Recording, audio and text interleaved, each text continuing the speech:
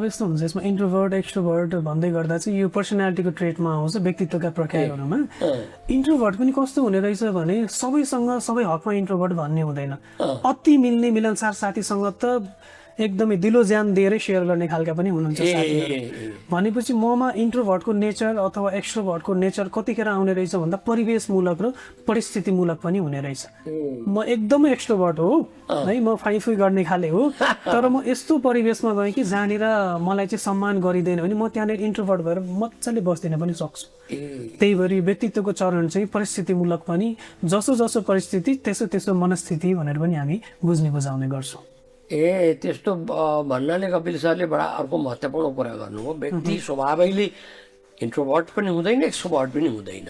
परिस्थिति के हुन्छ त्यो अनुसार उसले व्यवहार गर्छ कता कता डोमिनेन्सी चाहिँ हुन्छ अधिकांश समयमा म यस्तो रहन्छु भन्ने व्यक्तित्व चाहिँ हुन्छ अलिकति डोमिनेन्ट नेचर त देखिन्छ जस्तो म अलि बढी इन्ट्रोभर्ट छु वा बढी एक्सट्रोभर्ट छु भन्ने चाहिँ हुन्छ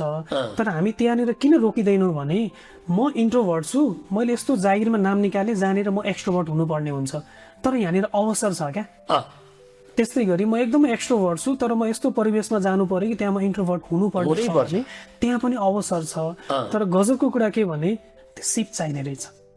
म इन्ट्रोभर्ट भएर व्यक्तित्व नै परिवर्तन गरेर व्यवहार गर्नका लागि मलाई त्यो सिप चाहियो एक्सट्रोभर्ट भएर इन्ट्रोभर्ट जस्तो कहलिनु छ भने पनि सिप चाहियो भनेपछि गुड न्युज चाहिँ तपाईँ जे हुनुहुन्छ त्यो नराम्रो कुरा होइन जे बन्न खोज्दै हुनुहुन्छ त्यसको लागि सिप चाहिँ छ त्यो हुनर त चाहियो त्यो स्किल त